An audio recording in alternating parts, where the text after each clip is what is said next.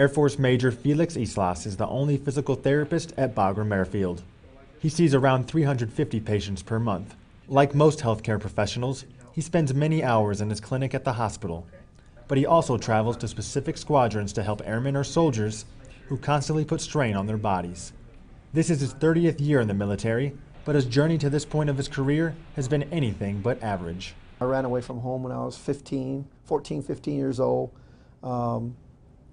I just felt like I needed to get away from where I was in my hometown. I had done some bad things. I was having a lot of problems with my parents. And so I was in Houston. I ran away to Houston, was kind of living in different places. I was a dishwasher, actually. Started as a dishwasher and busboy kind of thing. And I knew if I could get myself into the military, it'd really help me. But I didn't even have a GED at that time. I didn't even have a GED yet. To earn his GED, Major Islas met with a tutor for several months before taking and passing the test.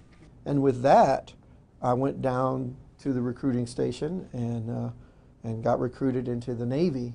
I served 18 years active and reserve in the Navy, started as an E1 and worked my way up to E6. During his time with the Navy, Major Islas worked many different assignments, including being in a dive unit and working with a Special Forces unit. He also ended up discovering physical therapy. I didn't know anything about physical therapy at all. Had no clue. And I knew someone who was interested in that. And I thought, wow, that sounds kind of neat. What is that, So we went to visit this person's clinic. She had her own clinic. And I really saw what was happening. I saw her examining patients, treating patients. I thought, wow, I like exercise. I like working with people. Maybe I could do this. Of course, I didn't really realize how difficult it was to become a physical therapist at that time. You don't just, decide you're going to be a therapist. You have to get selected to be a physical therapist. But I didn't know that. He worked his way through junior college and became a physical therapy assistant. He continued going to school at the University of Houston and attained his bachelor's degree, but was unable to become a naval officer. So he decided to switch branches and join the Army, which allowed him to become a commissioned officer. During that time, he was also selected into a program ran by the University of Texas, which would allow him to earn his master's degree and become a full-fledged physical therapist. The Army will pay for your master's program through the Army Tuition Assistance Program. And then when you're done, you'll come on active duty as a physical therapist. I finished my master's degree, and during that time period, I talked to the Army. I said, okay, I'm about to graduate. I'm ready to go on active duty. And they said, well, we don't need you. Since the Army didn't need his services as a physical therapist, he looked to the Air Force for an opportunity. In February of 2007, he joined the Air Force as a first lieutenant and physical therapist. Well, it's very rewarding to me. I feel like I've accomplished some things. I had a lot of people tell me that I couldn't do it.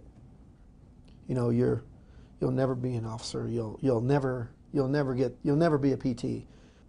It means so much to me. I have a lot of my degrees on my wall at work because they mean a great deal to me. Some people say, why you have all that stuff on your wall? But, I earned every bit of that. And I want to be able to continue to give back to the airmen, sailors, Marines, everybody. Whoever I can help, I want to be able to do that and stay serving because they have done so much for me. His advice for those who may face adversity trying to achieve their dreams or goals. Well, to me, if you have the drive, if you truly believe in your heart that you want to do something, you can do it. But it takes sacrifice, determination, and just never giving up. I mean, I didn't graduate high school. I have my doctorate. It can be done. You just have to have the drive and the heart. Senior Airman Anthony Hetlage, Bagram Airfield, Afghanistan.